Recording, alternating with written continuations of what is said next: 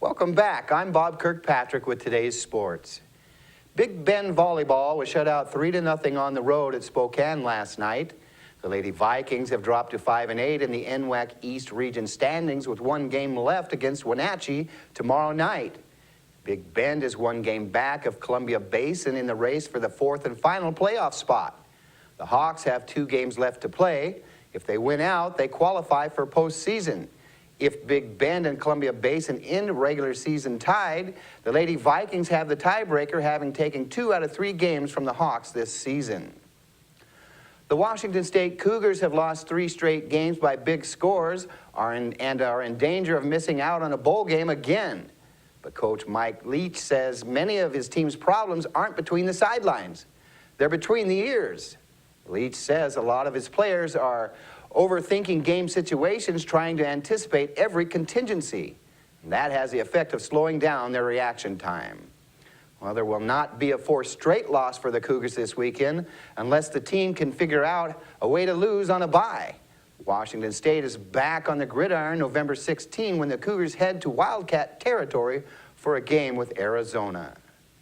A veteran basketball team with most of its best players back, Washington State's women's squad is looking to improve on its 8th place finish in the Pac-12 last year. Former Moses Lake High School graduate center Carly Noyes, now playing in Europe, is the main loss from a team that finished 11-20 overall and 6-12 in the Pac-12 last year. There have been certain games during his coaching career where the disappointment has lingered for Pete Carroll. Most relevant to Carroll's current situation with the Seattle Seahawks is last January's NFC divisional playoff loss at Atlanta, where his team rallied from a 20-point deficit at the start of the 4th quarter, only to give up the lead in the final 30 seconds and have the season end in a 30-28 loss. Seattle returns to Atlanta this week with the lingering disappointment of what happened against the Falcons still fresh even 10 months later.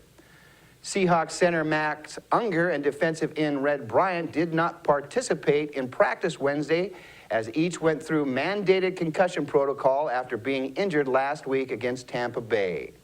Carroll said it was too early to determine the status of either player for Sunday's game at Atlanta. Unger has already missed 2 games earlier this season with an arm injury. The return of wide receiver Percy Harvin remains unknown, although Carroll is confident Harvin will play this season. Harvin must be added to the active roster by next Tuesday, or he would have to spend the rest of the season on the physically unable to perform list. Well, that's it for sports. We'll be right back after this.